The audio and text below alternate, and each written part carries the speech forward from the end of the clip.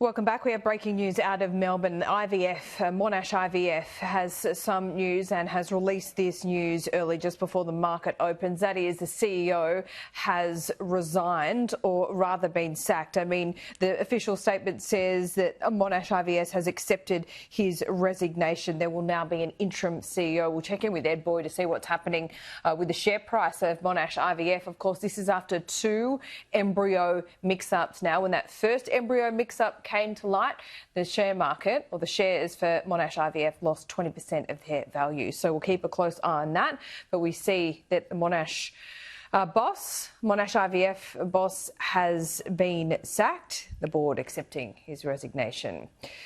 Let's go live to Independent MP Dai Le now. Dai, I didn't want to move off this story too quickly, and this is a story that you would have heard about, Monash IVF. I think every woman's worst nightmare if you have needed IVF to conceive and have a baby. I mean, I'm surprised the boss wasn't sacked earlier. Oh, look, he's stepping down now. Obviously, it is, as somebody who's gone through IVF, it is a challenging time. And if you have that kind of news for a woman, obviously it'll be detrimental.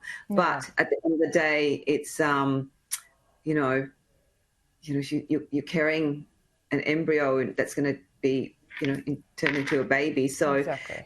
You have to do what you can, right? It is a sensitive issue, I think, for many women and for families, for families who go through that process. It's heartbreaking, I think, for anybody who the two families have been caught in that situation. So obviously Monash is doing something about it, and it's good to see that they're taking action, and let's hope that the process and the procedures will now obviously, they improve.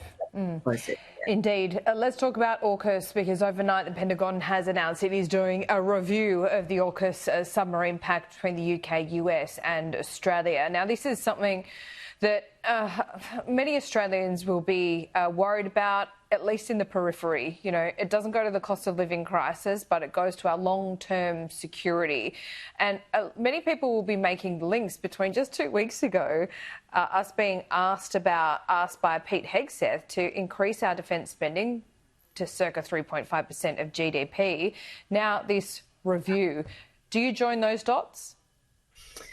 Look, I think I'm not a defence expert, first of all, can I say. I'm just a humble representative. But I have no doubt there are many experts, defence experts, who will be able to contribute to this conversation constructively. But I think as just as a lay person, the question, obviously, the US is reviewing that, which means it's also a good time, I suppose, for us to review in the sense that will this technology be fit for purpose in the future. And as we know, technology is changing so rapidly, and that I have no doubt will also change in the warfare space, such as drones, cybersecurity, hypersonic missiles, all of those technologies. So will this defence, the spending in a technology that could be old, not just in 10 years' time, but maybe in 12 months' time, that is something I hope the defence industry, the experts in that industry will be questioning as well. And I think defending our country, we need to have, defence capability. And I think defence capability goes down to human capability. So do we have the number in our defence force to be ready? And my understanding is that there has been a downturn in terms of the number of defence in our defence force. So what kind of skill set do we have here to ensure that we are capable and our people are capable to be part of the defence process? So I think there's a lot of questions to be asked. How do we, maybe it's an opportunity to review, where should we put, spend money in defence? Here in Australia, to build our capability, to build our technology here, to invest here, invest in building the infrastructure that we need, and the manufacturing capability that we need. So rather than going, spending the money externally, we have to have it here in Australia. We need to have our people strong enough and skilled enough to play that role.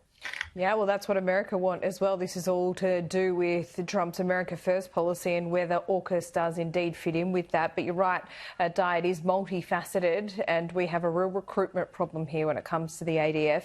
We'll leave it there for the moment. Di, always good to talk to you. We'll check in with you soon.